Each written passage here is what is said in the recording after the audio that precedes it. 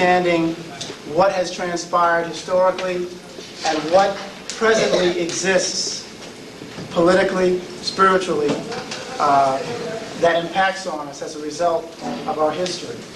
As a student of history, I always find it necessary when I do any sort of research to make sure that people see the relevance of what one is studying, what one studies, so that it makes sense. History is simply not studied for the purpose of pure interest, just to say, well, this is of interest to me, let me inquire about it. History should be studied, and history has been studied, and has been instituted by various countries, various societies, for the purpose of giving people a sense of self, and for the purpose of providing a certain reality to its citizenry. History is taught to make one see themselves a certain way as part of a particular nation or community, and it's also taught to make one see other people and other nations in a particular way and in a particular reality. Given that, when one proceeds to take a look at European history, which is what I started to do as a history student at Gettysburg College, is one begins to see the presence and the significance of Africans within European history that is rarely, if ever, discussed. I think it's amazing when one goes into, say, a world history class, and the class is allegedly world history, and yet when people begin to listen to the lecturer, you hear a lot of European history. Or you may get what we have at Temple known as an intellectual heritage class. Intellectual heritage implies the history of intellectual development and ideas. But inevitably, you are compelled to sit and listen to almost 4 months of listening to only European ideas and European philosophers and European achievements. Now, one of the things, for example, that our department, African American Studies, is committed to doing is to make sure that people recognize the centeredness of whatever history or whatever information they present or study, and to do it honestly. If you're going to enter a class and the class is going to be European intellectual heritage, then say, this is a European intellectual heritage class. Don't assume that the hegemony that exists is not there. Hegemony meaning a predominance of a particular historical presentation. Having said that, I remember sitting in a European history class and hearing about Othello. My own family background, my father is from Cuba. My mother's family, my great-grandfather, was from southern Spain. His name was Pintes. But yet he was always described as being very, very dark, or moros, or morisco, which means very dark. He then left and came to Bermuda. That's my mother's family side. And I always heard stories about the Moors, because apparently he talked about Morocco. He talked about the Moorish presence in Spain. My mother's father was from Barbados. And so when I would hear references to the Caribbean, I was always interested to see what the African presence was there. Didn't expect to find any Moorish connection, only to read Dr. Ivan Van Sertima's book, The African Presence in Early America, to see references to the Carib Indians, and the Carib who had connections to the Moors, or at least so the Spaniards thought when they entered the Caribbean. So these are things that have since come about as a result of studying and finding out more. But my rooting, my grounding, is in looking at the impact of the Moors, of African people, on Europe, intellectual development, spiritual development, and cultural development. When you start to look at the Moors, you find out that the African presence in the form of the Moors in Europe empowered the Europeans intellectually. When you start to look at the significance of the Moors in Europe, you find that the presence of the Moors empowered Europe spiritually in ways that a lot of us may or may not recognize. You find that the Moors empowered Europeans politically because of fighting and so forth between different Moors themselves, and of course the exacerbating of these tensions by certain European powers. So first off, to begin, who are the Moors? The Moors are an African people who came primarily in the medieval period from the areas of North and West Africa. North and West Africa. In fact, the term Moor was used to designate anyone who came from anywhere from Algeria and Libya, and in fact the fringes of Egypt, straight down and across the Maghreb. In fact, the areas today of Senegal, Mali, Songhai, and Ghana also refer to the inhabitants of those areas as Moors. It was a generic term. Moor comes from the Greek term moro, M-A-U-R-O, which was the term that the Greeks used for the peoples they came into contact with when they entered into northern Africa. The Romans then used the term more, borrowing the term moro from the Greek, and hence Mauritania. Hence names like Maurice, including Saint Maurice, who I'll show you in a moment. So the legacy of the Moors, the reference to what a Moor was or was to represent in the medieval period was clear. A Moor was an African person, period. An African person whose features would have been considered distinctly Africoid. You find later, through the confusing of the presence of the Moors and who the Moors were, you find later this obfuscation, or this confusing of what a Moor represented. To the point now where people think that Moor is synonymous for Arab, or Moor and Berber are synonymous, without understanding as well what the reference of Berber means. Because when you start to look at that term itself, you find out that European scholars have duped us again when we utilize that term.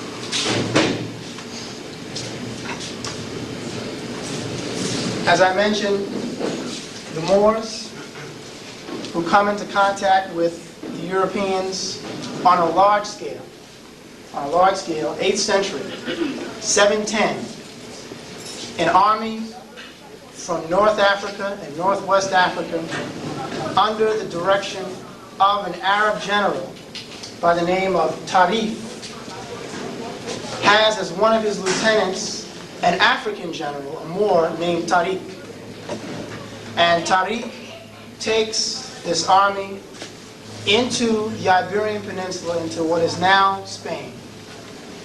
And in the course of a year, takes control of the entire region, all of what is now Spain and Portugal.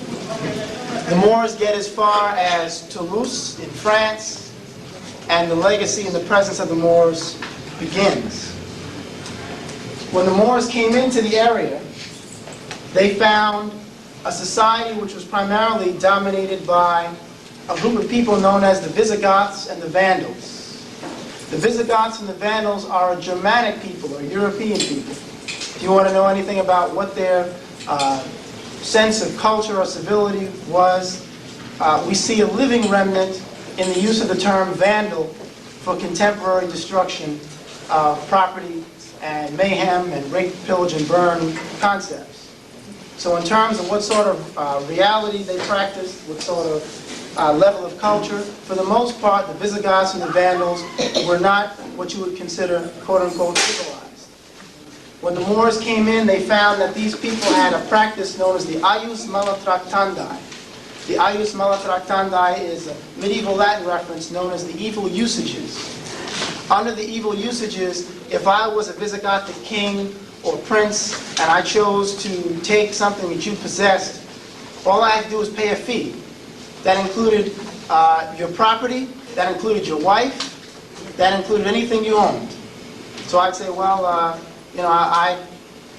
like your land and I like your estate. I think I'll have it. So I'd go, if I was of royal ancestry, you had to be part of the royalty, of course, part of the burgesses, and you go to the king, and the king would open the book and say, well, for X amount of money, pesetas, you then can take so-and-so's property, land, wife, etc.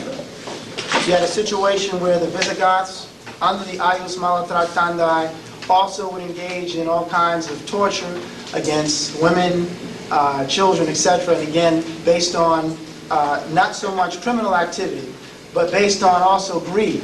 You had something I wanted, I took it, and I paid the fee. Something known as a koima, or a kaluna, which was the fee that you paid to get something. As a result of this kind of reality, many historians have pointed out that the presence of the Moors coming into Spain, was not so much simply a decision to invade for the purpose of either spreading Islam or simply gaining control of the area. But many people pointed out that there were large groups of Jews who were in the Iberian Peninsula, who were under the control, under the subordination of the Visigothic kings, who were quote-unquote Christian,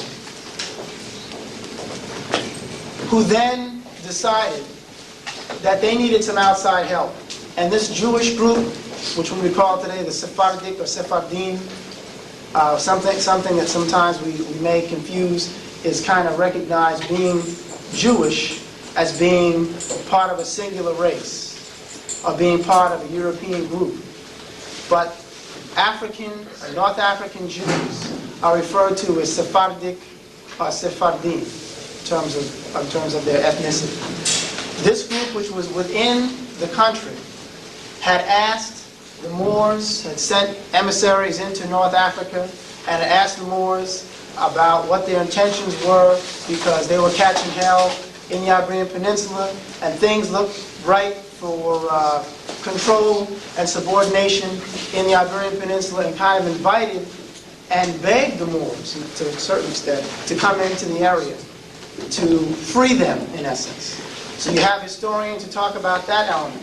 Then you have another element which refers to the Moors going in because they chose to get control of the region for the purpose of expanding the borders of Islam and getting more land in general in use for agriculture and so forth. Excuse me, before I go on, did you have any No, questions? all your questions, please. Just go ahead. All your questions. So, given this, the Moors enter the area in 710 and are controlled by 711. The Moors also enter into Sicily and Crete. In 827, they enter Crete, and they're there till 961. The impact upon the culture of the inhabitants of Spain, of what is now Spain, Portugal, Crete, Sicily, etc., would include the following. The Moors set up a postal system. They become the backbone of metal, wood, leather, wool, and the silk industries. They have a sewage system and latrines with hot and cold running water by the 10th century. Lighted streets. They're practicing food preservation through dehydration, preserving wheat for as long as 100 years. In fact, a man named Ibn al-Aswan, writing in the 12th century, wrote a book on how to preserve corn oil, how to preserve various fruits and vegetables through the process of dehydration. What's unique about this is that the Moors simply didn't engage in these activities without writing them down, but they were voluminous writers. They also, as we will see, set up a system of libraries and a book-selling system where these books and materials are made available not only to the population of Andalus, but the people beyond those borders. The Moors introduced new agricultural and irrigation methods which made the land vastly more productive than it had been under the Romans, and certainly under the Visigoths. They made algebra an exact science and founded plane and spherical trigonometry, which never existed among the Greeks. Pharmacology, surgery, cauterization, ophthalmic surgery, lithotrides, which is destruction of kidney stones, and the establishing of a licensing exam for physicians were a part of Moorish society, what the Moors instituted into the region. Meanwhile, Europeans are relying on charms and amulets, visits to holy shrines. You had people going to a cathedral in Chartres in order to get well. If someone was said to be sick, they would either, generally, the treatments were as follows. Either you would simply pray for the person and take them to a holy shrine, or you would leech them. You know what leeching is? You basically you cover someone in leeches and then hope that it sucks all the impurities and so forth and everything out of the person, and it did, along with life itself. The Moors also were using monkey skeletons imported from Africa when cadavers weren't available. What does that then tell us about what the Moors knew anatomically, physiologically? It tells us that the Moors were obviously aware of some sort of physiological and anatomical connection between primates and humans. Now, I'm careful on this because I will say this. The Moors didn't say that people descended from apes. I leave that to Charles Darwin because I think there's something else, there's something quote-unquote Freudian about that.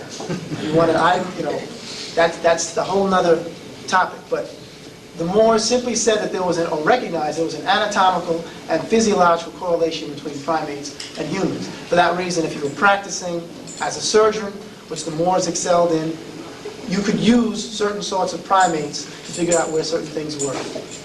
And that way, when engaged in any kind of medical practices, you knew what the body structure was. As Europeans, who are also a part of the society, because now you have, again, Visigoths and Vandals, who are quote-unquote Germanic people, who are living in the area, who are taken control of, in terms of the nation itself, by the Moors.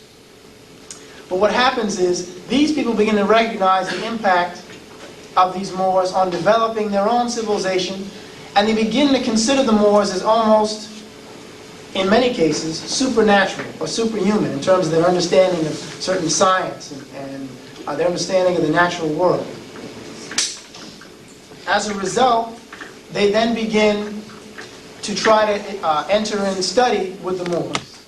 The Moors do not establish a system where they exclude anyone from the madrasas. The madrasas are the schools. Schools are open to all. They don't care if you're Muslim, Christian, or indifferent. The school's open to everyone, and as a result, the quote-unquote Spaniards, and they become Spaniards later, because obviously at this point there is no Spain, but the people who become the Spaniards end up studying Moorish philosophy, Moorish sciences, and making use of this, ultimately, for their own social and political aggrandizement later. As a result, people beyond the borders of Andalus, which is what the Moors called the Iberian Peninsula, begin to hear about what's happening in Moorish Spain. So people start to come into the area to study. You have a nun writing in a German province in Saxony about the Moorish cities as being the jewel of the jewels of the world. The major cities, Cordova, Seville, Toledo, Granada, those areas become central centers for study of Moorish philosophy and science, and Europeans are flooding the borders. As long as they come in peace, as they say, there's no problem.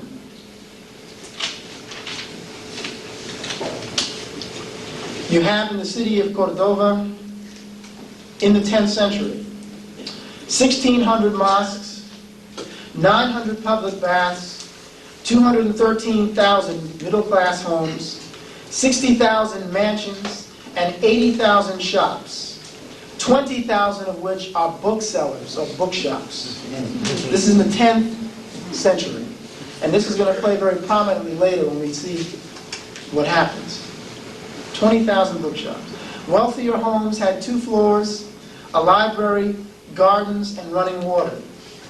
The population, again in the 10th century, is between 500,000 to 1 million people. And that's in the city of Cordova alone. England had barely that amount in its entire borders at that time.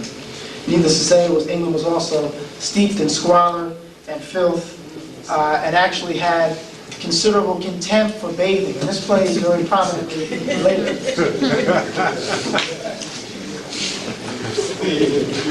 I don't know if you've ever seen this book, but I think, by all means, you might call this the equalizer. Because when Europeans find out about their own history, their own love affair with dirt, written by their own, and African nationalists didn't write this book.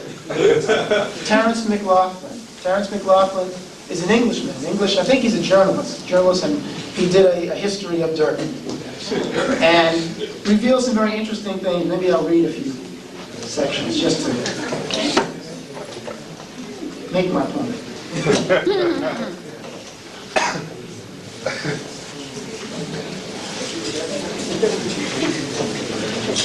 McLaughlin is describing the monasteries, and he points out that the monasteries were considered the cleanest places initially because the monks bathed, well, I should say changed their clothes once a year. That was considered clean. Here was found a deep pit, 18 foot 8 inches long, the walls 15 inches thick. The depth of the pit below the cloister floor was 25 feet. Filled in the pit were old gowns torn up by the monks and used as toilet paper. Evidence too that the monks suffered from digestive troubles as a result of not having bathed but once a year. There was another section that I wanted to get, and let me see if I can find it, because that's mild by comparison. Page 7. See, these are the books that I never came across in history class.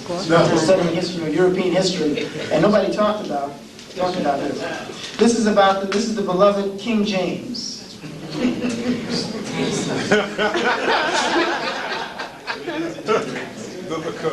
And this is an account written by one of his contemporaries. So this is one of his English brethren. And describing him, he says, his beard was very thin, his tongue too large for his mouth, which made him drink very uncomely, as if drinking his tongue, which came out into the cup of each side of his mouth. His skin was soft as taffeta sarcenet, which felt so because he never washed his hands, only rubbed his finger ends slightly with the wet end of a napkin. His legs are very weak, having had, as some thought, some foul play in his youth, or rather before he was born, that he was not able to stand at 7 years of age. That weakness made him ever leaning on other men's shoulders. His walk was ever circular, his fingers ever in that walk, fiddling about his codpiece. Now, that's an interesting point itself. He tells us earlier that King James would also wear his clothes until they were falling off of his body. He wore his clothes unto rags. Which King James? King James the First. Okay, as long as not the one that the Bible. As long as it's not the one who wrote the Bible. Why? He did the same thing. Yeah, that's another lecture. We're told also that in the centers, in European centers, particularly in areas like Sicily, where there was a large Moorish presence in the 13th and 12th century, we're told that the Moors, who had reintroduced the concept of bathing to some of the Italians, but to some of the other European peoples, there was no reintroduction of bathing. There was no bathing. The Angles, the Saxons, the Picts didn't bathe. The Italians, the Romans bathed. They had bathhouses. When Rome fell, that was it. The Romans stopped bathing as well. So in the case of the Moors, they reintroduced this, but for some reason, the Anglo-Saxons and the Picts and the people who we recognize as the Brits considered bathing as something that was self-indulgent. And people were actually killed. You could be killed if you were caught bathing. Now that plays a very prominent role again because we consider the relationship between hygiene, prevention of disease, etc. We see the relationship here. In fact, Frederick II, who was one of the patrons of some Moorish scholars who were under his, within his court, who he had hired, he was so intrigued and so immersed in Moorish philosophy and science and ideas, including bathing, that the Pope and the Vatican considered him to be a Muslim, or considered him to have renounced the Holy Catholic faith because he was operating outside of Catholic dogma at that time. Now, scholars, Moorish scholars, who begin to make their way, by way of their texts, into European centers, European schools, cathedral schools as they were called, were individuals such as Abu al-Walid ibn Rushdi, also known as Averroes, Ibn Sina, also known as Avicenna, Ibn Zar, also Ibn Zur. These individuals are writing books on everything from medical science to philosophy. And the books, after having been written within the Moorish centers, within Moorish schools, are even translated into the developing European languages and then sent into other countries, and sent into France, sent into Spain, into other parts of England, and into what was the Germanic states at that time. So all this information is making its way outside of Al-Andalus and into European centers. Averroes, who lives in the 12th century, is born in Cordova. He's a philosopher, physician, mathematician. He wrote a book which describes and illustrated in great detail the function of the retina of the eye, among other medical findings and practices. His text, which in 1215 is translated into Latin and used extensively at such schools as Chartres, which becomes the University of Paris, Bologna in Italy, and Naples, University of Naples, which we'll talk about in a moment, Oxford, and other universities. This becomes the cornerstone of the medical studies. His writings, his books. It also ends up finding its way into into the church dogma by way of Thomas Aquinas, as we'll see shortly. Another scholar by the name of Ibn Pace, which is what the Europeans call him, they anglicize his name. His name was Abu Bakr ibn Baha, born in Saragossa in the 11th century, prompted the interest of a scientifically emaciated European group or culture. Ibn Pace was also a geologist, and he performed various studies on the Earth's crust, stratified rocks, and classified minerals. His texts, too, are extensively translated. Abu Marwan ibn Zur, known as Ibn Zur, was Averroes' medical teacher, a civilian-born Moor who wrote on tumors, abscesses, and therapeutics. He was a physician to the Almohad and Almoravid courts, and his text, Kitab al-Taysir, talked about pharmacy and nutrition, and this is translated into Latin in 1280 and also used at the major medieval schools of Europe. Now again, what's significant about the Almoravid and Almohad courts that he works for is that you have a situation where the first wave of Africans, as well as some Arabs, come into the Iberian Peninsula in the 8th century, in 710, 711. For the next 2 centuries, waves of more and more Africans, primarily Africans, are coming into the area and Africanizing the general public, including the Europeans in terms of, including lineage, and also in terms of ideas.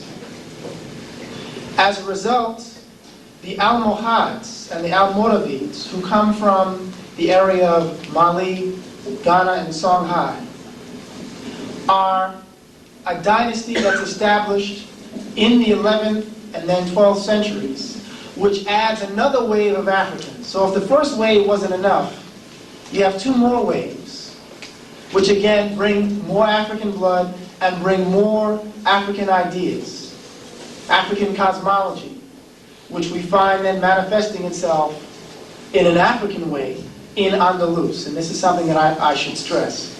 Moorish Spain, even though this is an Islamic nation or Islamic kingdom, does not have the same sort of practice or the same sort of cosmologies that predominate in other parts of the Islamic world. The Moors introduce a concept of Islam which actually starts to look more like ancient Kemetic concepts of cosmologies, which in fact I can't talk about in great detail at this time, but I'll mention this now. Dr. Van Soderma and myself just finished writing a book on the Moors, which will be coming out in September. So I would direct you, if you get a chance, in the library or whatever, to please pick it up, and then you can read through that section. But the Moors have a particular brand of Islam, which manifests itself in other parts of Spain and other parts of Europe. And the reaction to this manifestation is very interesting. The Moors recognize that knowledge of the natural world, knowledge of self, is primary. They don't believe in placing a great deal of emphasis on faith alone. In essence, as I put it, the Moors' basic philosophy was one should reason oneself into the corner of faith, not simply accept something on faith alone. What you find happening, obviously, is a great deal of tension between the Catholic Church, which is still within the borders of Andalus. The Moors take control of the region in terms of politics and to a certain extent socially, militarily as well. But there's no cancellation of the Catholic presence. The Moors do not tell the Catholics you must convert to Islam. They do not tell the people that you must do it this way. In fact, the Moors recognize the authority of the Catholic Church over its Catholic masses. This is very unique, particularly in this time period, because in those days the church was the state. You couldn't be a practicing Muslim in a Catholic kingdom. You had to be Catholic. If you were burned for heresy or burned for blasphemy against the faith.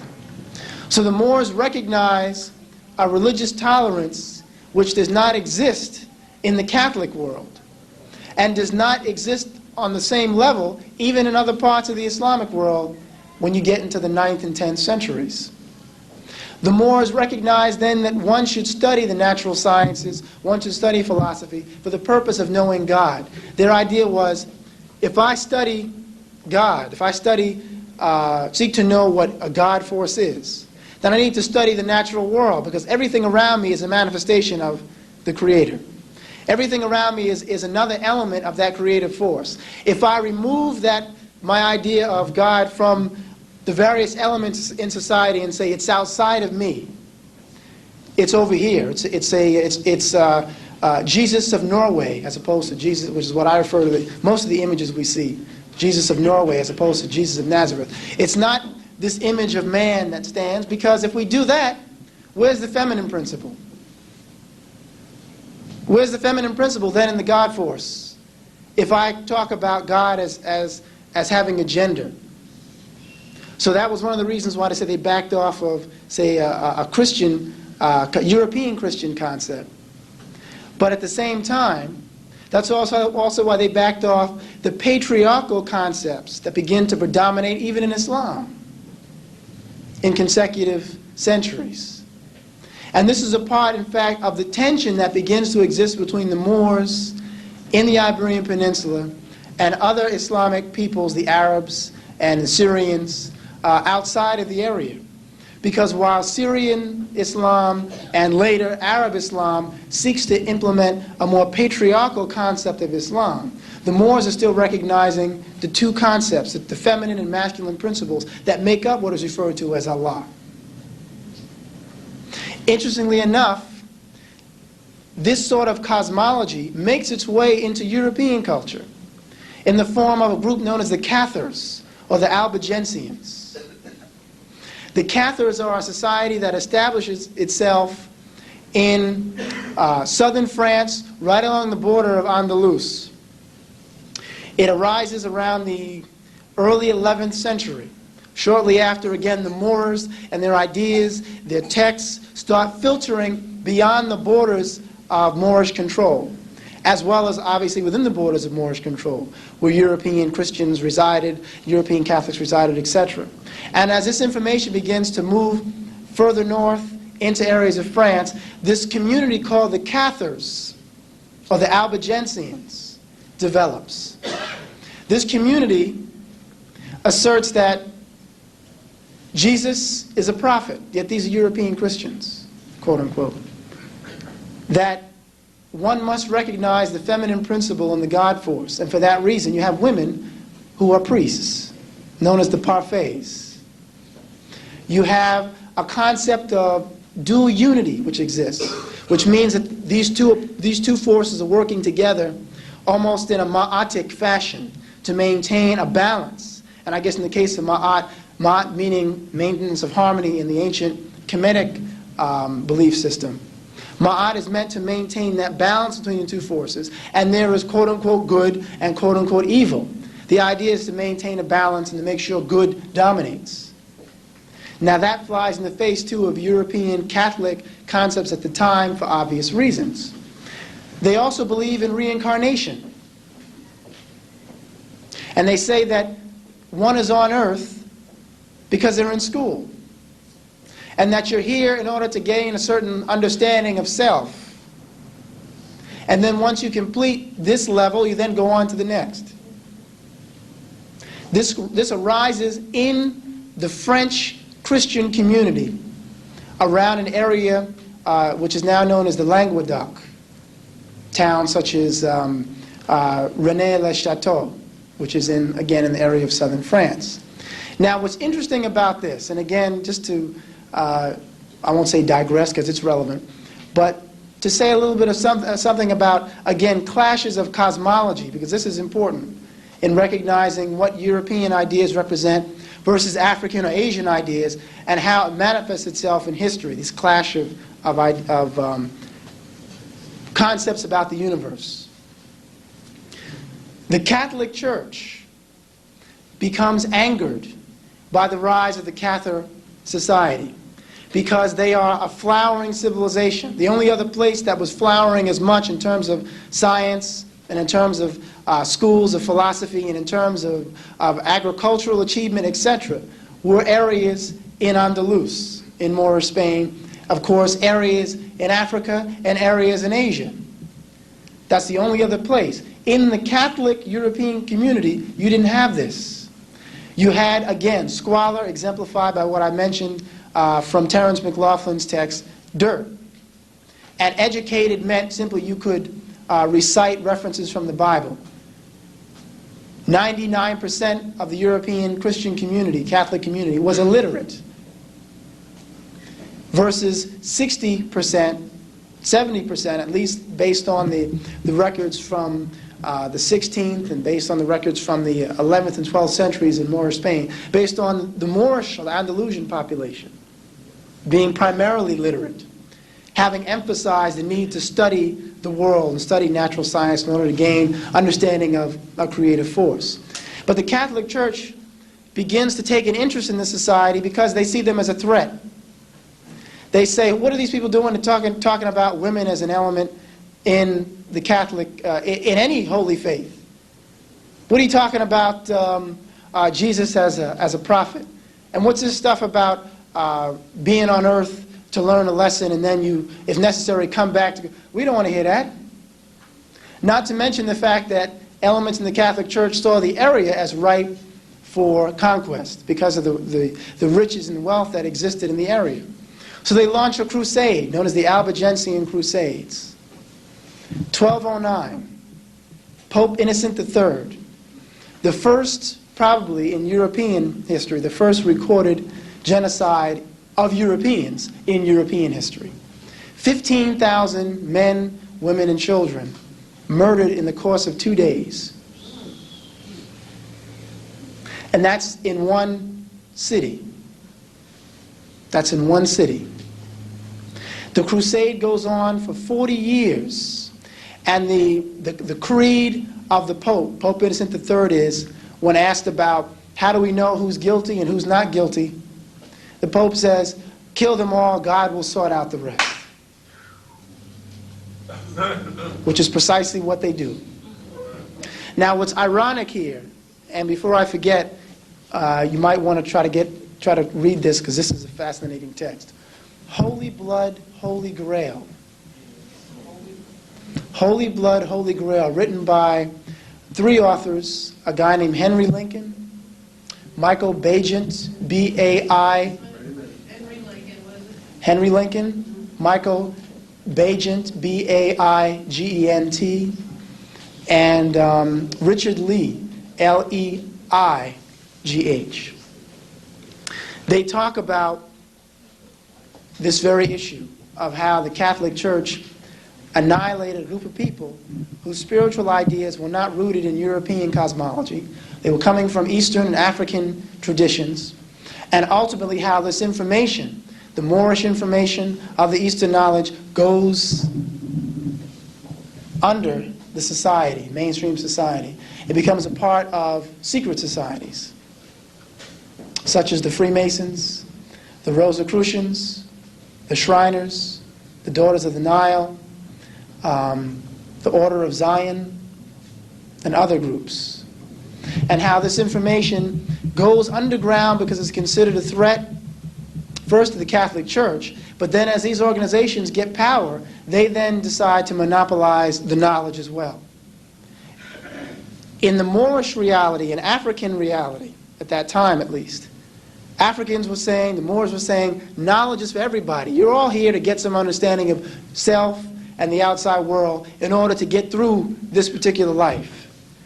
So you make things accessible. But what you have is a group of people then saying, well, no, knowledge, if I control the knowledge, I can control the masses. If I can shape your reality for you, I can guide you along like the best of the behaviorists. B.F. Skinner would be proud.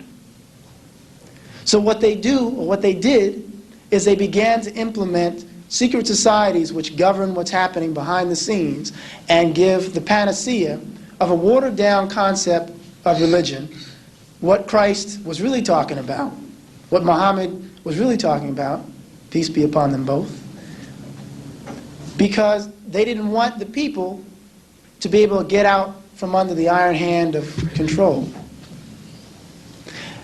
This also is part of the reason why when people talk about the Moors, it's usually very spurious, it may be a footnote, or people automatically jump into an Arab mode to talk about the Arabs, even though people remember the place consistently as Moorish Spain. Just keep using the term synonymously with Arab, because then people begin to have a different perspective of what Islamic concepts meant at that time, and their connection to other belief systems, such as those that existed in the Nile Valley, etc. George James talks about in Stolen Legacy how the Moors were the custodians of ancient Kemetic knowledge. So, I mean, these are things that once in a while they pop to the surface, but there's so little to keep it there that sometimes we lose sight of it. And again, in terms of praxis, we start to see, as things come together, just how significant all this is, contemporaneously. Okay, so Europeans have an environment right there on European soil, which is engaged in studies in pharmacy, medical science, anatomy, astrology, mathematics. A man named Gerbert of Aurillac later becomes Pope Sylvester II, introduces so-called Arabic numerals into Europe in the 10th century after having studied among the Moors. This information is disseminated, and the history shifts. It's a little bit difficult to explain, and as I say, in 5 words or 5 sentences or less. But the Catholic Church vacillates as to its reaction to the Moorish information. Sometimes they allow it to come in and allow the people to study it. Other times they go after them. And it depends on who's in power. But ultimately, the reason for this vacillation is they knew the only way that they could ultimately get control was to allow some of the information to come over their way. Then once we get it, I use it against you.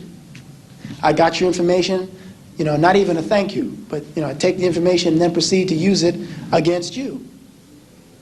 That includes scientific knowledge. It also includes spiritual knowledge. So this information then becomes a part of the Catholic Church at different times, manifests itself through different individuals such as Thomas Aquinas, who I mentioned earlier. I'll go into him a little bit later. So let me just recognize 4 elements, 4 modes of European acquisition of information. 1, direct study. Europeans can go right into Andalus and study at any one of the madrasas. They can study in Seville, they can study in Granada, they can study in Cordova, they can study in Toledo, they can study at any of the major centers. And they do.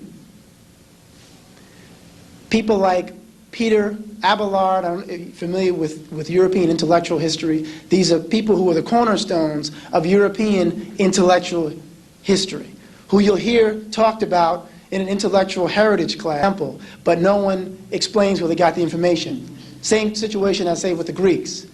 All of a sudden we just discussed, and the Greeks developed such and such. Aristotle wrote 1,000 books. Aristotle, on all kinds of topics. Just the man was a walking brain, just in every subject. Nobody knows. We said, well, it came to him in a dream, I guess. Even to the point that references in European classical, references in ancient Greek history. Even though they speak of an African connection, nobody draws any parallels when they're talking in intellectual heritage class. Why does Zeus come from Ethiopia in the Greek myth? Myth is very revealing, yet people don't go any further. That's pretty strange. It's like if all of a sudden in the myth of George Washington, people say George Washington came from Japan. You better look and find out what is the connection between George and Japan. What is Zeus doing, the king of the gods, coming from Ethiopia, coming from Africa? What is Epaphus? Epaphus, who was the son of Zeus and Io. Epaphus is the one who is said to be the progenitor of the Greek peoples. His father is Zeus. So what are the Greeks telling us about their own beginnings? Then you have people like Strabo and Olympiodorus, who in their own writings are talking about getting information from the Africans, from Kemet. So these are things that, again, Europeans they begin, not at the beginning, they begin with themselves. And don't get into a discussion of where anything came from. And that continues up to the present, to the Statue of Liberty, right? Just made it, for immigrants, we assume. So people like Peter Abelard, Roger Bacon, Thomas Aquinas, Michael Scott, Giordano Bruno. Later, in fact, Giordano Bruno was burned in the 16th century for saying he got his information from the Moors. He said it at the wrong time. See, depending on the time you lived, you might get away with it. He said it at a time when he said, no, that stuff is now under the table. You don't come with us with this. And then as a result, he's killed. But these are the heavy hitters of European intellectual tradition. And they are studying in Moorish Spain. The purchase of books. I already mentioned in Cordova alone, there are 20,000 booksellers. The Moors took a census. The Moors they took censuses. So they wanted to know who was how many people were in a particular city. Because they had taxes. They set up municipalities. These were things that were a part of the system. We kind of think that this contemporary concept of an urban center is something that comes out of Europe. Africans have been doing it for centuries. We always tend to think of, if we're not informed, I know you all are informed, if you picture Africa 1,000 years ago, unless it's in Egypt, people think of huts and little villages, no urban centers. But there were always urban centers where people were coming to trade goods and so forth that they were getting from the outlying areas, from the country regions. So the idea of the Europeans acquiring this information through books by going into urban centers is another element. Moors who leave the country and go into other areas. Oxford University has a man on its rolls, because let me tell you what I had to do in order to do the preliminary research. When I was doing my master's to do the research on the impact of the Moors, my question was as follows. I'd heard a lot about the significance of Africans in developing the European academic system, but I didn't know where was the evidence. I want to see it distinctly. I want to see it in the Latin. I want to see it in the medieval. I want to see the documents. So I started having documents sent from the University of Madrid, a place called the Instituto de Arias in Spain. I had things sent from California. And reading through this information, I had roles, curriculum roles. In other words, what was taught at particular universities at particular points in time. I checked the listings of who were the teachers at particular colleges and universities. Why was a particular university established? What was its charter? What was its creed? When I started finding out that the major schools of Europe, the ones that are now considered the cornerstones of European intelligentsia and academia, Oxford, University of Paris, University of Naples, Bologna, University of Palencia in Spain, Salamanca, all these places had as their chartered purpose the study of the Moorish texts. They had set up these schools to make use of the information that was coming in. They were not all what's called cathedral schools. Cathedral school you went to only to study Christianity, Catholicism. These schools were developing to study the sciences and the philosophy that the Moors had been introducing in Andalus. And when you look and you see names like Adam de Marisco on the faculty roll for Oxford University in the 12th century, it might pass you by unless you know what de Marisco means. De Marisco means of the Moors. Adam of the Moors. Hence, many names, in fact, that people had in those days, you either said where you came from in terms of regionally, or who you came from in terms of blood. Hence the name Moor, that so many Europeans carry today and don't know what they're carrying. If they knew, if they look at one of in their books of heraldry, they'd probably pass out to see what's there. In fact, and I'll show some of the examples a little bit later. So these are things that were necessary, getting these texts and getting these curriculum roles to see for myself. And I have to say, my advisors, who were all Europeans, University of Pennsylvania, Columbia University, doctorate in history, all Europeans, were shocked. They were like, well, how did you get this information? Why would you even think to look for such information? But they couldn't, as I said, they couldn't touch it. They still had to say, give me the grade, because the work was thorough. But to this day, I'll never forget the face of one of my professors when I came in with some of these documents in the medieval Spanish sent from Spain. He just sat there, just kind of shaking, like he had Parkinson's.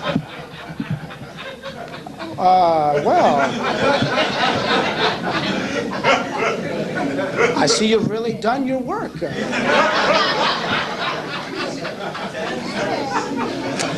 So, I mean, this is something, obviously, that's required. We need to, as I tell, it's our responsibility as doctoral students, is we have to teach undergraduates. And I say we need an army of scholars. Definitely do the research, do the work, learn another language, and if you can, travel and engage. If you meet people from different places, everything will give you leads. I go through life as a detective. I listen to language, I look at linguistics and etymology, I listen to myth, putting it all together to try to understand what has come to pass, because these people have pulled so much wool over our eyes that it takes more than one disciplinary hand to pull it up. We need to take different disciplines as well to pull that wool off.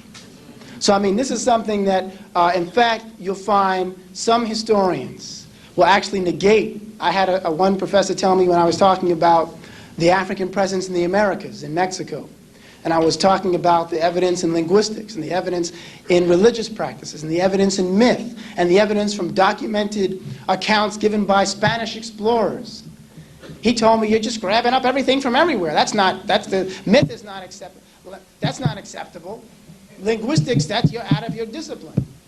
I said, if I came into a courtroom bringing one witness to establish a case and just said, look, so-and-so didn't commit the crime, and here's my one witness to tell you why.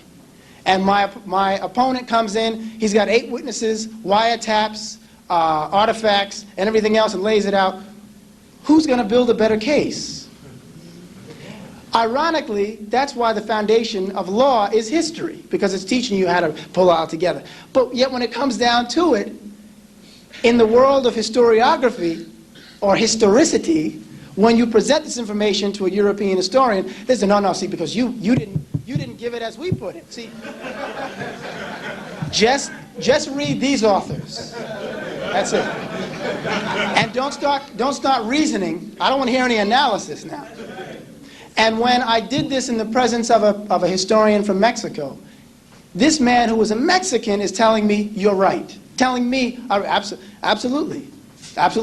And this European American, Jewish fella, European Jewish fella, Ashkenazim, is sitting there saying, no, I've never heard that. Everybody can claim being in America. And this Mexican historian standing there telling him, yes, there is an African presence. You can go to Veracruz and see it. There's a tradition, if you can find about Yanga in the tradition of Mexico. You see the Olmec heads. I mean, what more do you, this man is from Mexico. He grew up there, and this European American is telling him, you don't know what you're doing. No, you're wrong. The arrogance is something else that's intriguing. The level of arrogance they would feel comfortable with doing this. So, having said all that, you recognize what I had to go through in order to get this done, and that's why I say I know that what I say is true, and I know that what I say is historically founded.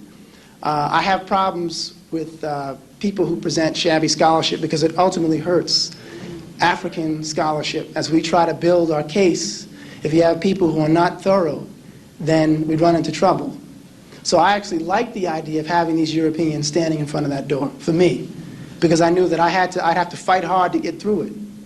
So hopefully, like I say, it'll pay off now as it gets out beyond the book and into the mind of the general public.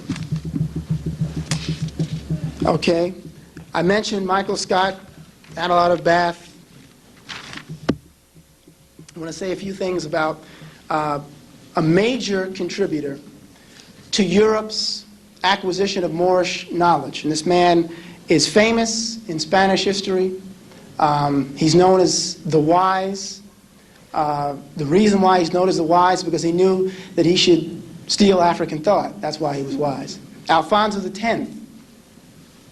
Alfonso X, 13th century Spanish or Castilian ruler, born in Toledo, Spain, patron of Moorish writings and treatises.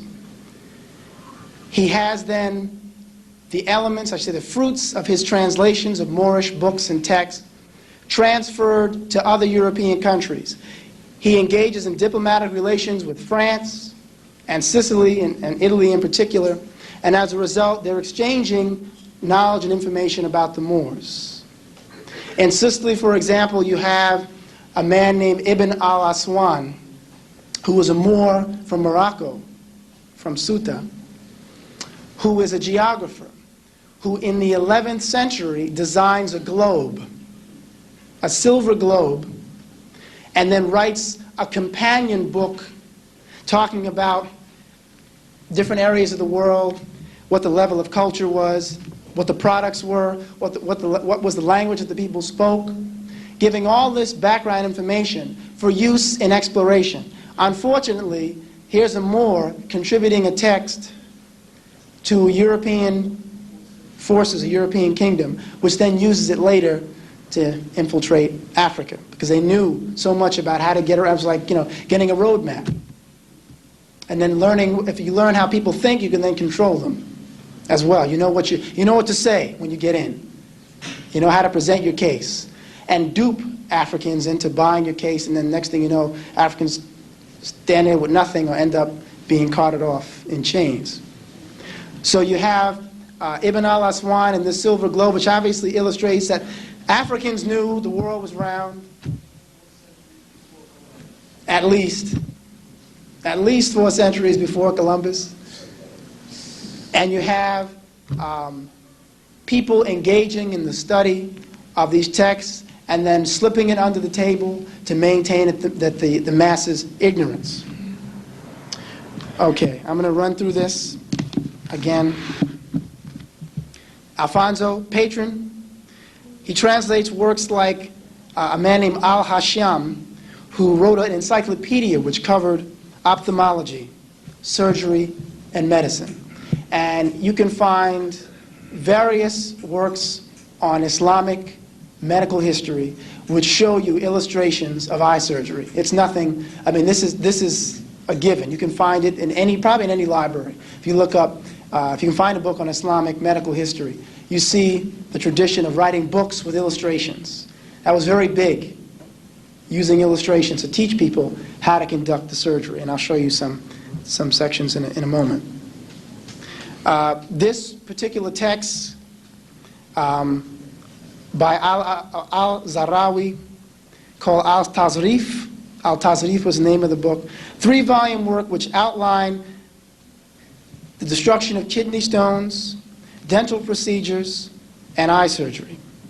This translation was used at Montpellier and Salerno. Salerno was the famed medical school in Italy that the Italians had set up using African medical texts.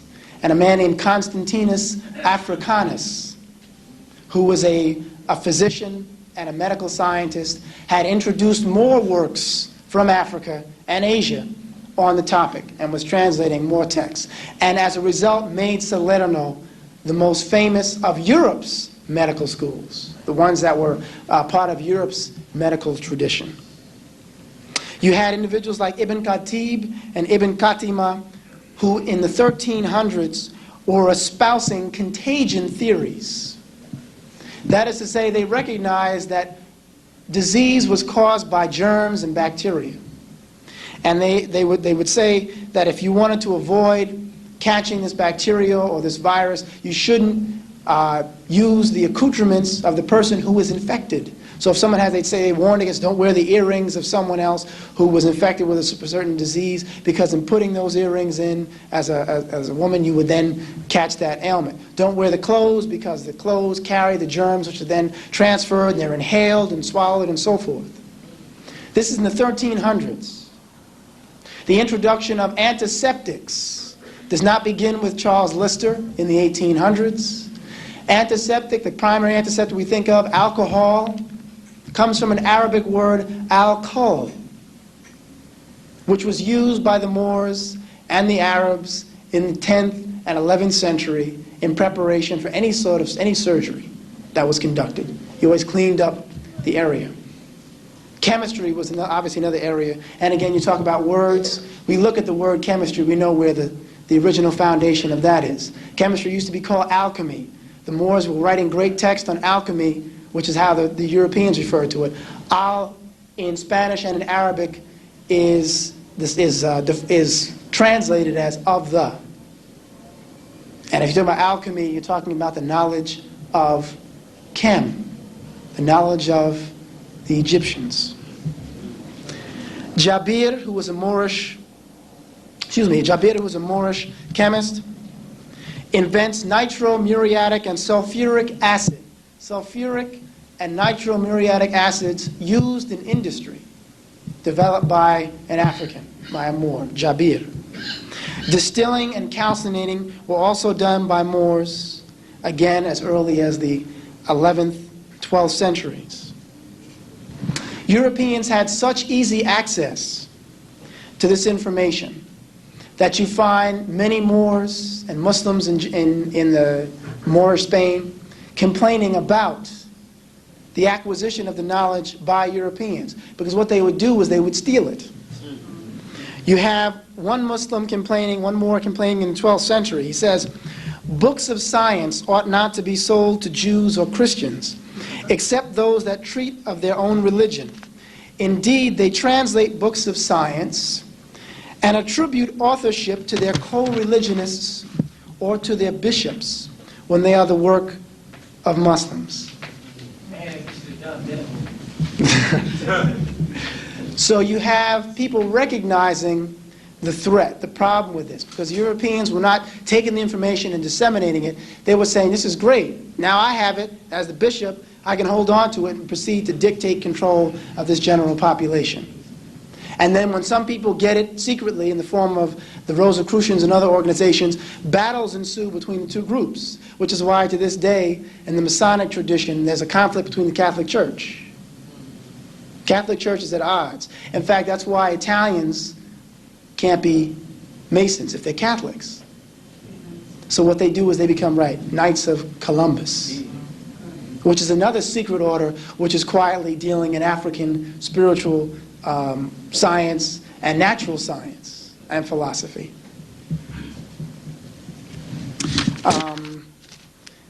I'll just close out by stating what the major schools again, and again this is being recorded so you can therefore consult the video. Major European schools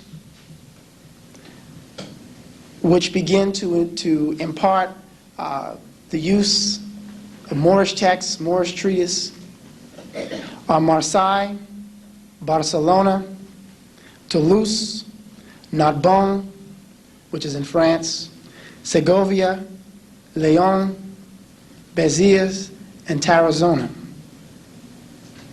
And you have, in the case of Thomas Aquinas studies at the University of Naples. University of Naples is established in 1225 for the specific purpose, chartered purpose, of teaching Moorish knowledge, teaching Moorish texts. Thomas Aquinas is also a mendicant friar, which is he's a Dominican. The Dominicans establish a tradition of taking the texts of the Moors that they have acquired and putting them into their libraries and then having that as part of their education. So when you enter the walls of the monastery, even though you're outside talking about the Holy Catholic faith and why one should adhere to the basic tenets of Catholicism at that time, they're going in and reading the higher knowledge of science and of spirituality. Aquinas, again, is canonized for his ability, it means he becomes a saint, for his ability to transform the Moorish knowledge into a more palatable form for the Vatican. He was born at the right time and in the right place, where he gets over, because he is not seeking to threaten the authority of the church. And he tries to introduce the knowledge in such a way as not to create tension between him and the church. Others are not as successful. Okay. This legacy of the Moors, the presence of the Moors, manifests itself in the lineage. I mentioned before that Europeans themselves carrying the family name in remembrance of their African heritage, their African past. And just to close out, I'll show you a few examples.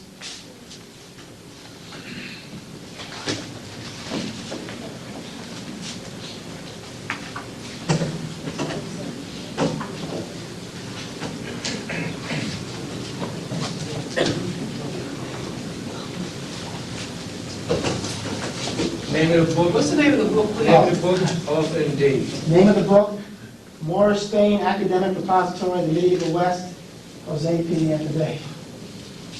Say that again.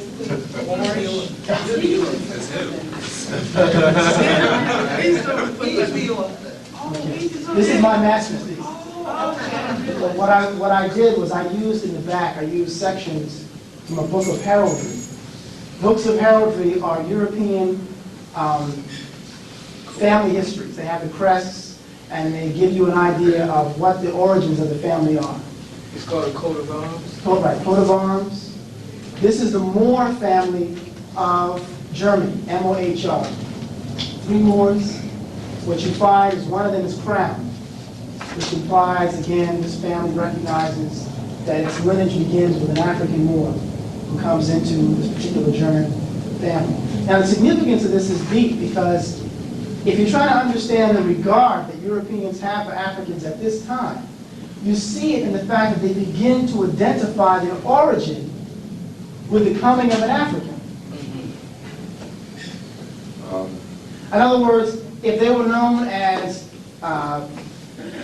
Peter Eisen or John Stuyvesant or John of Stuyvesant, which would have been a village initially, then they would have simply retained them. But an African comes and intermarries, takes a German wife, or maybe the other way around, it was an African woman, a Moorish woman, took a German husband, and they begin to trace their lineage then back to an African presence. Names like Moore, or any name that has the phonetic sound Moore in it. Moreau, Mordaunt, Morgan, Morrison, which literally means son of a Moor. Dunmore, Dunsmore. All those names imply an African progenitor. But then there are some names which don't reveal it. Right? Douglas, which Douglas, which is Douglas, which means behold, it's Gaelic for behold the black man, or there's the black man. You have Andrews, Bueller, Gleam, Maniot, Brocas, Stewart. All those names. What you need to do is go to a book, a heraldry. All those names imply or have an African progenitor. The best book, just to give you a little add to it, the best book you can get all of that information pertaining to names and their origin is a book by David McRitchie called Ancient and Modern Britons, book 1 and 2, involving all of what he just said. And then if you want to consult the Book of Heraldry, you can see Fox Davies and James Fairbairn. Fox Davies and James Fairbairn have 2 books of heraldry. Those are 2 names. I think his first name is John Fox Davies and James Fairbairn. Fair like it's fair, B-A-I-R-N. Are you publishing this book? This part of this is going to be in the work with Van Sertima, which is coming out. And I'm also working on my dissertation now, and this will also be a part of it. I've extended, in fact, I'll talk a little bit about that briefly at the end, after I field some questions. Oh, here's another I just want to say.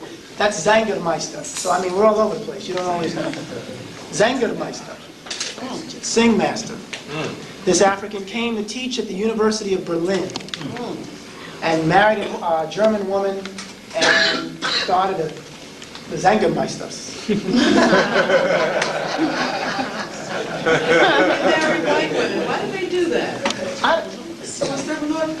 I don't know, but it's crazy. And in fact, I'm gonna wrap up the significance of this in a minute. These are others. Oh, Mason. How could I forget? Mason. Mason. You know what the family crest is for Mason? 3 Moors' heads conjoined on one neck, wreathed about the temples. And there are 3. You can't see it because it's very small. One of them looks quite African. We'll say looks African. One of them is less African, and the last one looks European. So it's as if it's a transformation that's taking place. Oh, yeah. Wasn't a lot of this extermination still taking the ancestral homes of the indigenous Africans that were on the European continent? That were already in Europe. When you get into Scottish history in particular, right, that's right. That's when these things start to manifest themselves in particular. Just make sure I didn't miss any names. Halliburton, did I mention Halliburton? Weldon, Downell, and Morley. Those are just a few. Okay, that's one. Significance, and let me just wrap up with this. Significance of Othello. The reality is, African people were in Europe both before the coming of the Moors in the 8th century and certainly following. There weren't as large numbers in most parts of Europe prior to that time. That's why, interestingly enough, even when you study intellectual history, you find people always saying that in Ireland, there were some people studying classical learning, but it was a few. And in areas of Scotland, that's no accident. That's more than a coincidence, because those areas also were very largely Africanized from antiquity. There were African presence in those regions as well. 6,000. So when you talk about the presence of the Africans in that area, it's a given. What happens? Europeans, in remembering their own history, and this is what I think Shakespeare is telling us when he compiles Othello, which is based on a real individual. Othello was a real individual who Shakespeare had read about, there was an Italian who had recorded the history of this Moor who was in the court of some Venetian ruler. The Moors had been considered as an asset. They were recognized as being noble, divine, very intelligent, and a very contributing people to the civilization of Europe. Europeans, in remembering this element, and as they rise, as Europeans rise in control of their own, obviously of Europe, as well as begin to go over into other areas, go over into Africa, etc., they begin almost like ungrateful children to kind of want to forget what had transpired earlier. And the intermarriage which was still going on between African men and women and European men and women, they were trying to discard. I mentioned something before about a codpiece. Again, that's so much. Codpiece was an artificial penis that Europeans wore in their pants. Interestingly enough, it has Cresswellsian significance because it becomes a fashion statement the same time that Africans are defeated. The same time that Africans begin to lose power in various parts of Europe is the same time that this new fashion statement of wearing a codpiece in your pants comes into vogue. What's the significance, though? I don't. It was just a fashion statement.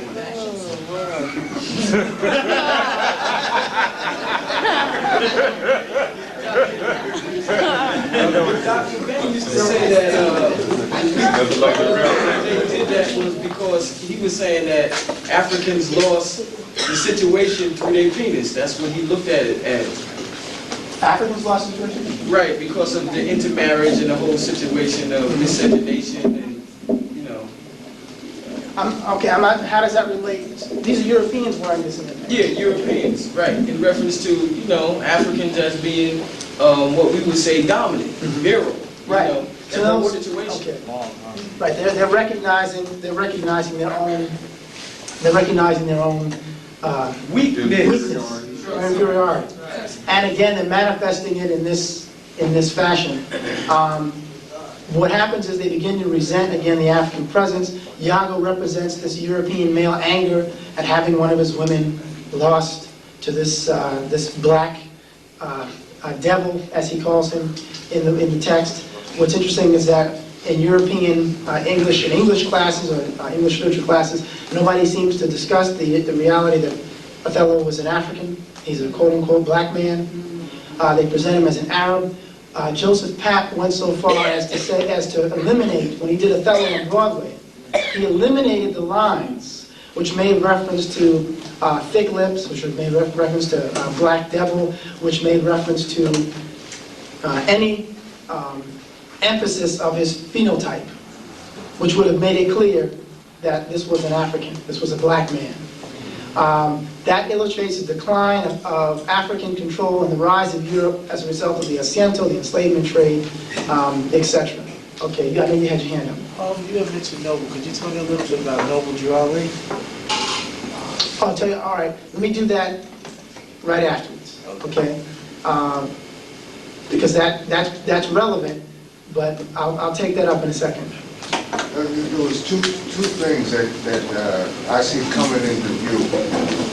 This African presence in Germany, right, to educate the Germans, and the intermarriage of the Germans that led to the Queen Charlotte of England. Sophia, I'm sorry. And the other one about the Jews in Spain was the fact that there was two types of Jews, the European Jew and the African Jew, the Khazarians. Say that again? The Khazarians. Oh, the Khazars? The Khazars, yeah. Were they both there at the same time? The Khazars primarily were remaining where they were from, what is now Bulgaria. The people who were in Andalus primarily would have been Sephardic Jews. Yeah. So they would have been African or Africoid people living in Europe. The Sephardic. Those are the ones that sent them to the, They asked for help. you know, they sent their rabbis to the Khazarian Empire to educate the Jews on Judaism. They, as well as other, the so-called Falasha, who are actually properly called Beta Israel. Beta Israel was also sending people, as well as the people in the Tewahedo church, or the Coptic and Ethiopic church. People sometimes think of the concept of Christianity being introduced to Africans. European Christianity is introduced to Africans. But the foundation of the Christian tenets, the ones that, as I pointed out before, interestingly manifest themselves through the Cathar and Albigensian community, that's an African construct. That is a more, everything from the representation, and I'm sure you've seen this before. You've seen the one of the many Black Madonnas. Okay, because I don't know if I have it. I don't even have it actually. I think it's in the other book. But which is why you have the presence of African saints in European tradition. You have Saint Maurice, who I will show you. Saint Maurice, patron saint of Germany. That's Black Images in Western Art? Right, the image of the Black in Western Art. Carry on.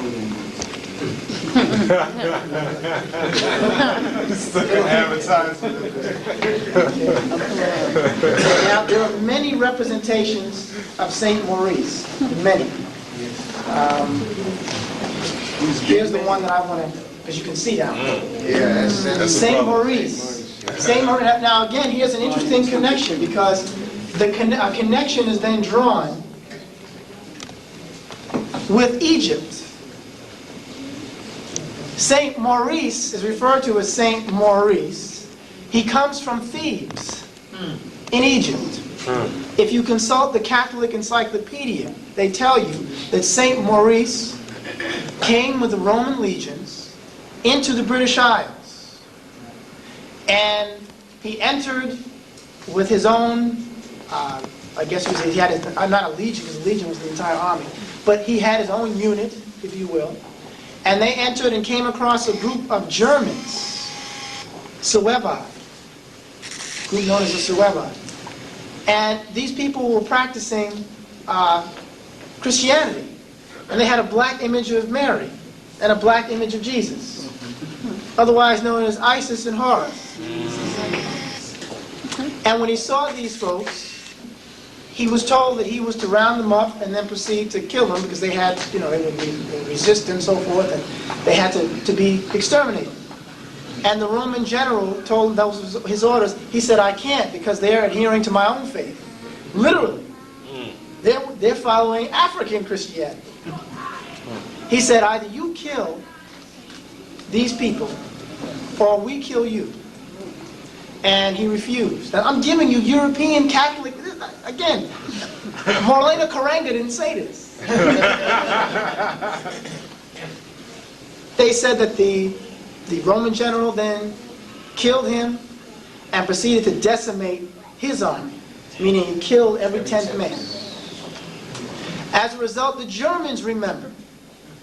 And in honor of this African who refused to slaughter them, they established Saint Maurice and the cult of Saint Maurice, because there are people who just worship Saint Maurice. The cult of Saint Germans. But it still doesn't help us when you go over there now. No, because most of them don't notice. And I say most of them who are coming into contact, an argument can be made that the United States, probably the greatest export of the U.S. is racism. That's right. Anti-Africanity, more specifically. That's right. I would definitely say that. Europeans were more, on the continent of Europe, were more conscious of their debt to the Africans than European Americans. These are some renegade folk who came out of Newgate Prison, who came in the penal colonies. They were trying to create their own myth and step on Africans in the process. The Europeans over there said, look, we can only hide this for so long, so they might as well admit it. So they don't back off. I had Germans coming up to me telling me I got a big Moor in the middle of my village from the 14th century. Don't know why he's there, but there's a big Moor standing on a statue in the middle of the village from the 14th century. I think the name of, and the village name is something like Weltenschwier. I don't know what that means. She told me, but I forgot.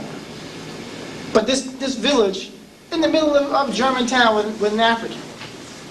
People who carry legacy. Arnold Schwarzenegger from Austria. Arnold, the swarthy man of Africa. That's what the name means.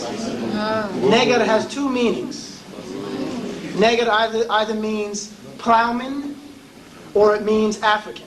My guess is that it came to be synonymous with plowman because there were so many Africans who engaged in agriculture. Europeans were not, primarily, you wanted something, you kill something and eat it. I mean, planting seeds, you crazy? Read Diop.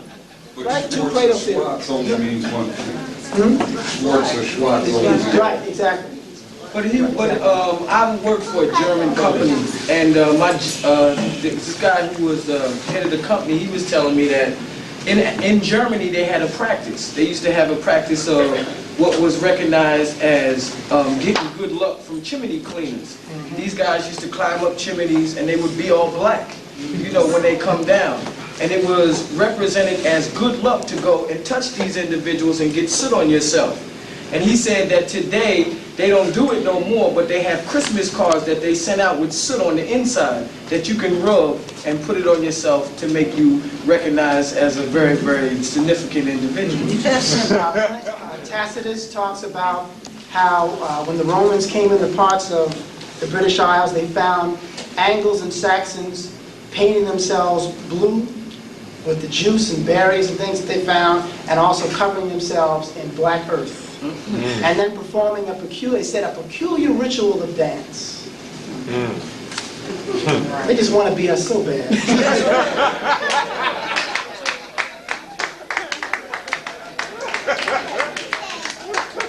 It's like many of them recognize something is wrong. I just want to ask a couple of questions. Could you tell me about the Moors militarily? I mean, were they... Speak a little louder, son.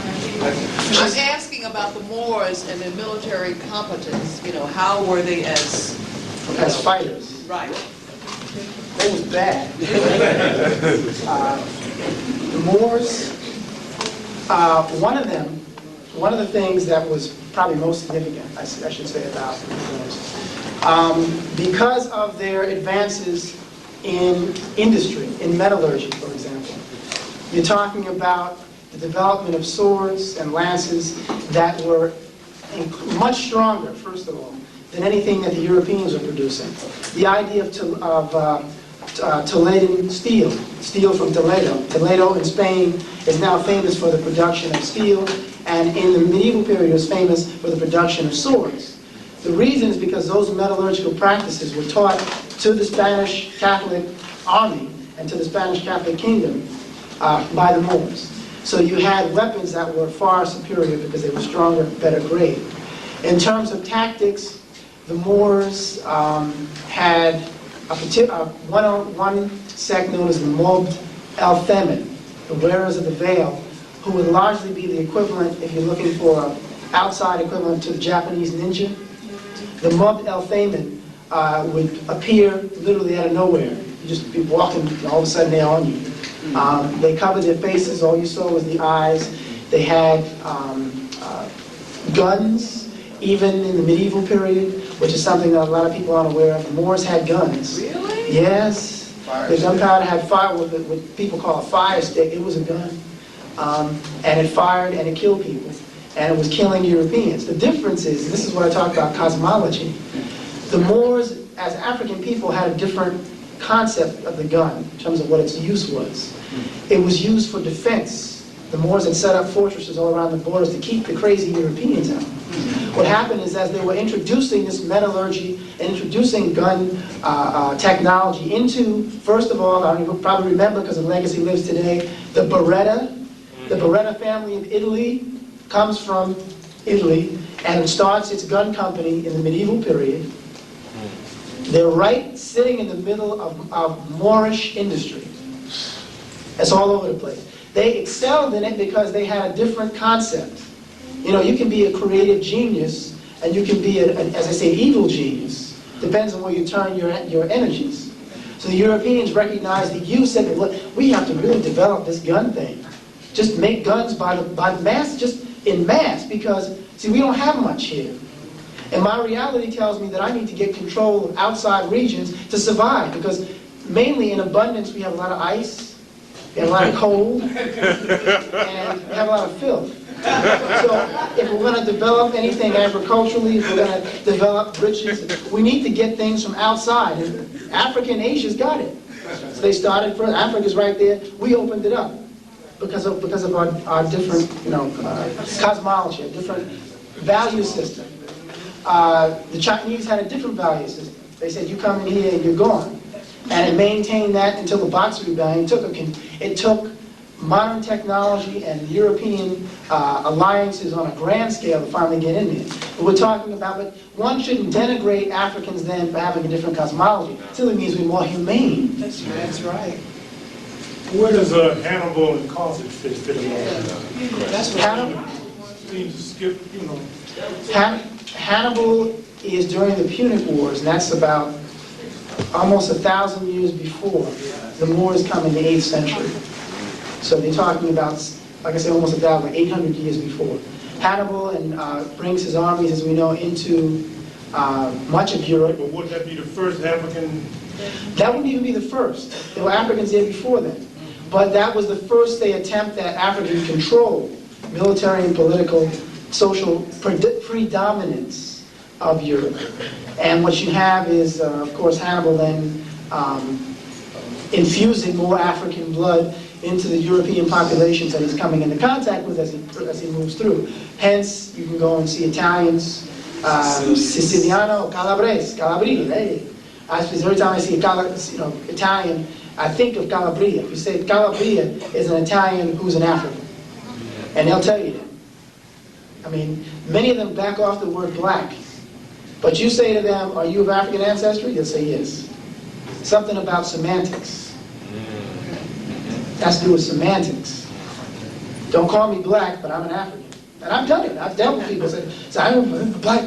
You're an African. Look, were there Moors in Sicily? Oh, yeah. The Moors are from Africa? Yes. You have African ancestry? Yeah, well, but I'm not black. Very revealing. Okay, let me... Why they don't say that? Why don't they say that the Spaniards, the conquistadors, are not of European ancestry? They are of European ancestry. Most of the time, I guess, I have heard people say more often than not that the conquistadors are Spanish. I guess what I thought you might be asking is why is it people don't say that the Spanish have a strong African lineage? No, I or an Arab lineage. That's what I understand. But the conquistadors were more of a European ancestry, okay? And when he's talking about in different lectures, he just never brought out that fact. Well, actually, I guess that's a little bit more difficult to deal with because you're talking about a time when the conquistadors are established and they're conquering and so forth. Some of the conquistadors will also be designated as quote-unquote black by today's standards. But because their allegiance was to the Catholic faith and to the king of Spain, they were engaged in the subjugation of African and Native American peoples as well. So I mean, in terms of saying the conquistadors were, primarily the conquistadors, yes, were certainly of Spanish ancestry. In fact, it comes to a point where you couldn't be any high-level official unless you were of pure, in quotes, a pure Castilian ancestry. And you had to pass something known as the limpieza de sangre, which is the clean blood bill. So you had to be able to prove that you were of pure Castilian ancestry. And if they found any Africans, whether they were Moors or Jews, in your lineage, you were in trouble.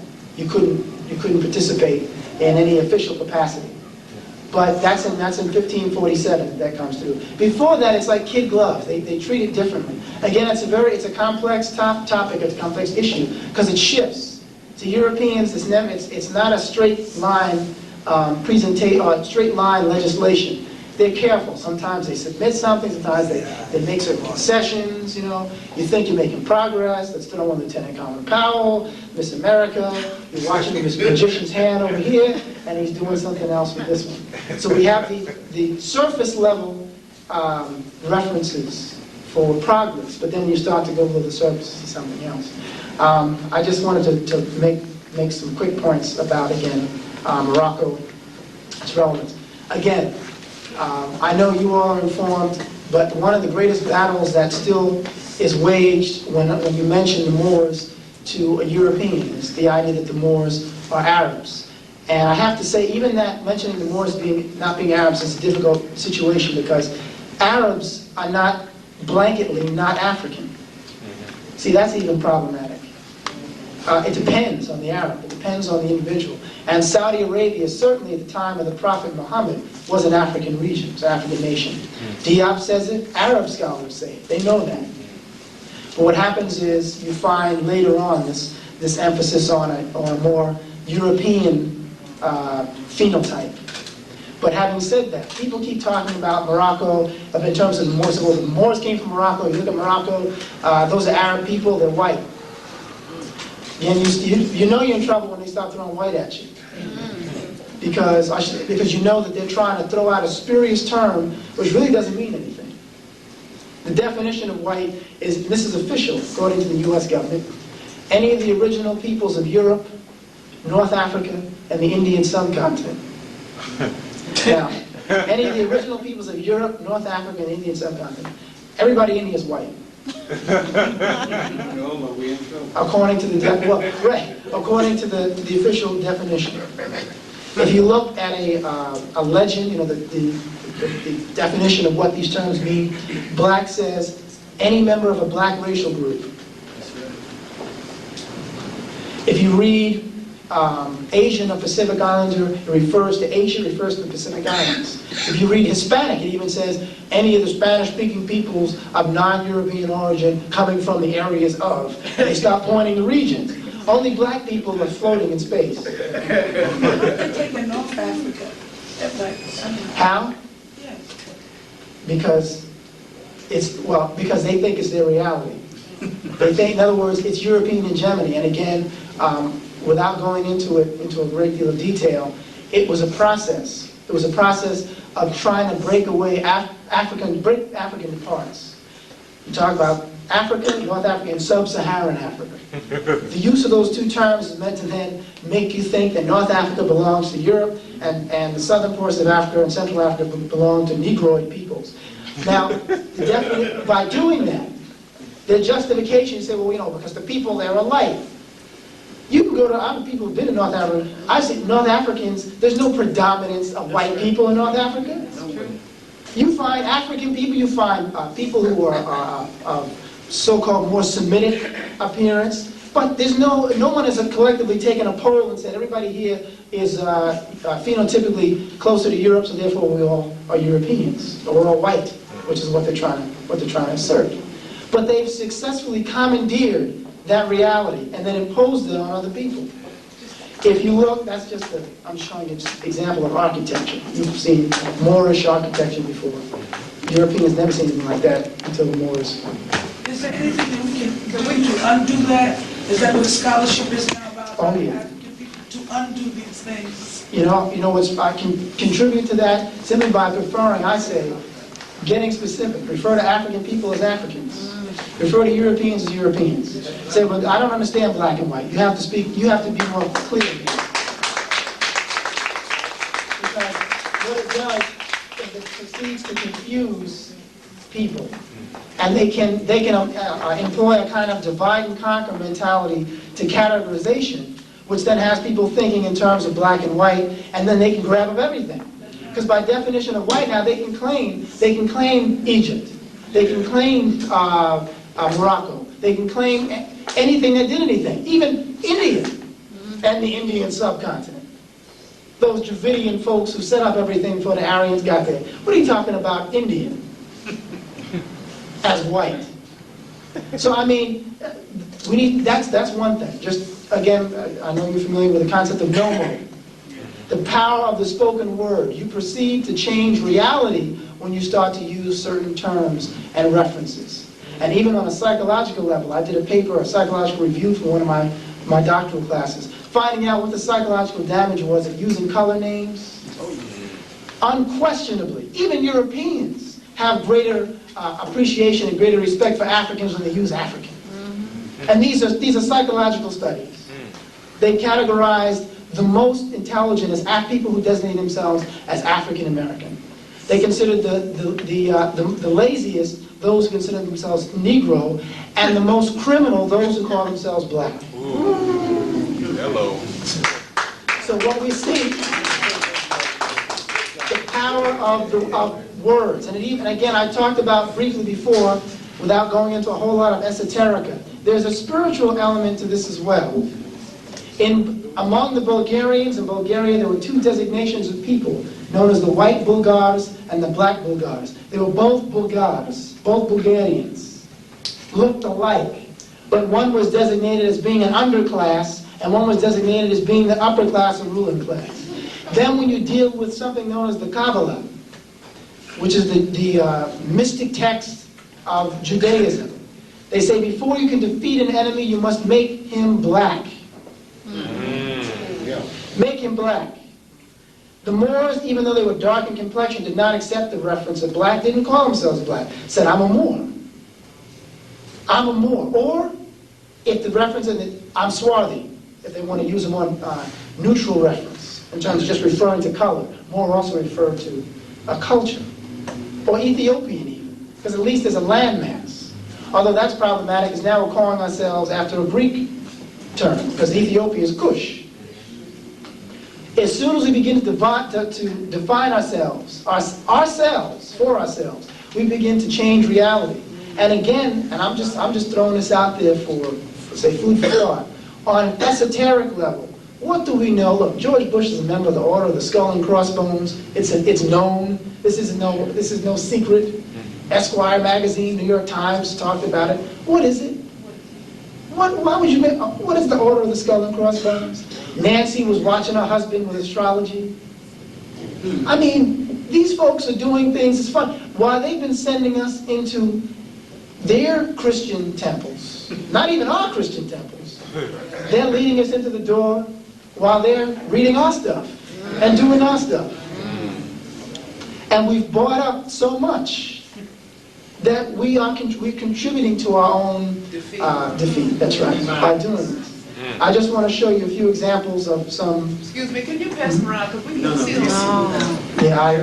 Yeah, these are... I'll tell you afterwards, you can come up and take a video. Okay. That is one Moroccan girl. She's referred to as a Berber. The Berber peoples. Now, what they say is that this is the classic example of a Berber. That's what they say. Until you read a book by B. Comfries, who was a linguist, called, just jump right out of my head, Language Among the Berber. And he talks about how the Berber peoples, the largest group of so-called Berber peoples are in the south. They're a group known as the Haratins. And they look like any other African, look like any African, typical African person. Now, she is still, which they might say, mixed. I've seen African Americans look like that. She's not European, that's a fact. But again, they would hold this up to try to throw you off, because they've got us obsessed with a pigmentocratic reality. We base everything on pigment and phenotype. This is designated. This sister represents another Berber. Explain the word Berber. Berber. For those that don't know. Berber is said to come from the word Ber, according to Diab, Dr. Sheikh Diab, which means tongue, foreign tongue. And it's suggested that Berber implies that the people who were designated as Berber spoke a tongue that was foreign to Africa. Here's the problem. The designation of Berber was given by a European who just blanketed the reference to anybody who was in North and Northwest Africa. So what you do is you're trapped again, we're duped, because then we begin to think of Berber, even though it was a reference to a foreign tongue. We think that anybody who is Berber is foreign. Therefore, we would consider her as not being Berber because she's not foreign to Africa. So it's, again, but what you say is correct, because the guy who's doing the definition is foreign to him. I mean, in reality, for the individuals who are indigenous to that geographical landmass, it is not foreign to them. That's right. That's right. And you did have Germanic peoples who were coming into the coastal areas, primarily in North Africa. That's why names like Alagast, which is probably a Germanic reference, Germanic name, which is a city in Morocco. Show you some other examples. This is a section from a medical text from the 16th century, a Moorish medical text. Okay. And again, Europeans had no clue. They had no clue. This one, I have doubles. This is an example of the surgical tools. This is from the 11th century. It looks like in that temple in Kemet. I was going to say, it's almost a step up, right?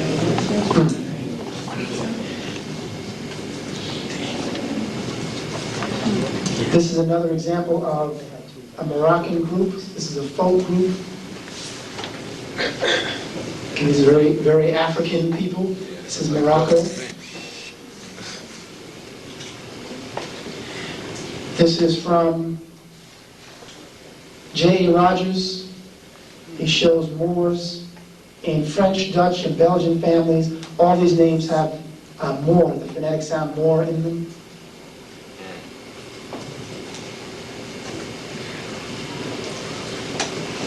This is the Sultan of Morocco in the 17th century. Mouli Ashid. In fact, I'm kind of think I know why. It kind of sparked my interest. Just as we know that the reason why it's an insult to call an Italian a guinea, because you're telling him, I know your African ancestry. That's why that was an insult, by the way.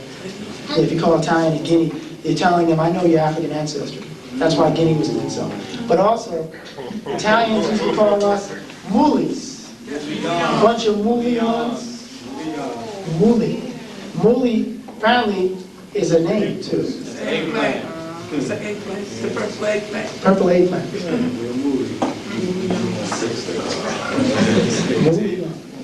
And this is a page from the text written by Al-Zarawi in the 13th century.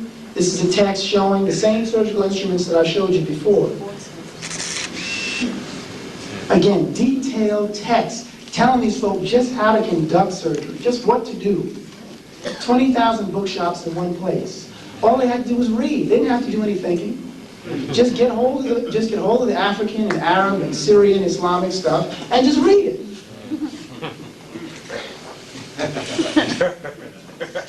So, if anyone would like to later, they can come up and take a look at those. Yes. When we. Oh yeah. You want me to mention something about that? Yeah, okay. Good. Okay. I know this. Anyway, when we invite you back, we'd like you to develop the thesis of George G. and James about the Moors being the inheritors of the Kemites. Now, how do you respond to like a lot of, say, black masses or some of the black scholars who say that Islam is Arabism, it's a foreign ideology, it's not part of African culture?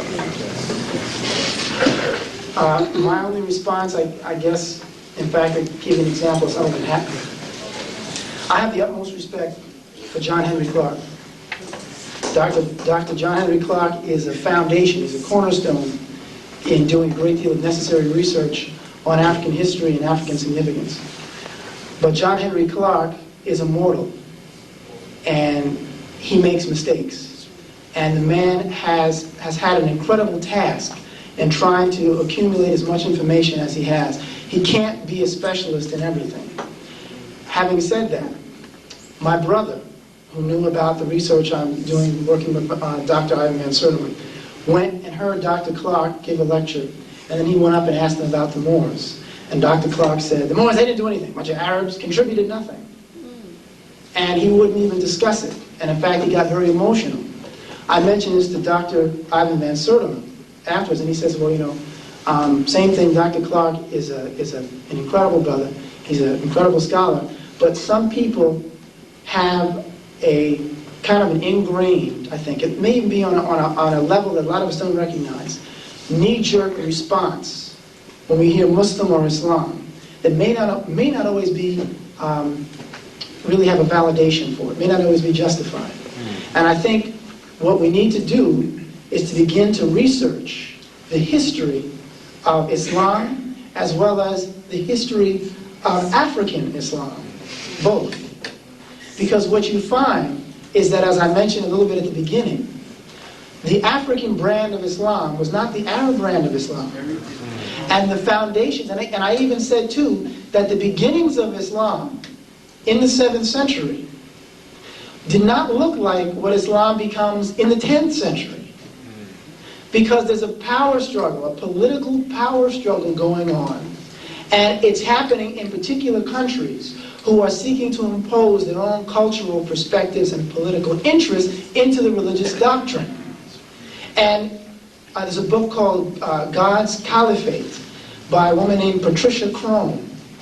And she talks about the battle, the political battle between the Umayyad and the Abbasid and the Fatimites, and how this confusion or this political battle produces what we now consider as mainstream Islam in terms of Sunni and Shia. And that if you want to understand Islam, you had better make reference to some early accounts. One of the brothers who was in my program, Ayele Bekeri, is from Ethiopia. And his area is the Ethiopic Church. And he and I were talking about a very significant event that sometimes we miss. The Prophet Muhammad and his contingent fled to Ethiopia. And they were there for quite a while, for several, I think almost a year, several months. And in the process of being there, discussed, and this is part of the tradition, the commonality between their understanding of Islam and Christianity. And again, let's remember, again, the Cathar, the Albigensian tradition. The question to me that is begged, and I don't know if I should get into this or not, is when we evaluate a religious perception, a religious practice, try to ask yourselves what political elements might have manifested itself through the history, and what cultural elements manifested itself. For example, the practice of purdah, the idea that women have to cover themselves and women are to remain inside the house and no man is to see the man's wife when he comes. That's not Islam. That's not Islamic at the origin. Let's remember the Prophet Muhammad's wife. She owned everything. She was the one in control. She made him rich financially and gave him social status, socially. On a spiritual level, of course, he's the one who's the prophet. But there was no conflict there. The feminine principle was a given. But what you see happening is when the Syrian, and in fact there's a historian named, Indian historian named Gandhi, not the same Gandhi, but a historian named Gandhi, who talked about how the practice of purdah was introduced into Islam from Roman and Persian tradition. That was a Persian tradition. And then the Arabs later grafted that into their understanding because they didn't have a whole lot at that time. Talking about the Arabs. The reason why they needed Islam was because things were falling apart. I hate to do this, but the brother has to go back to Philadelphia.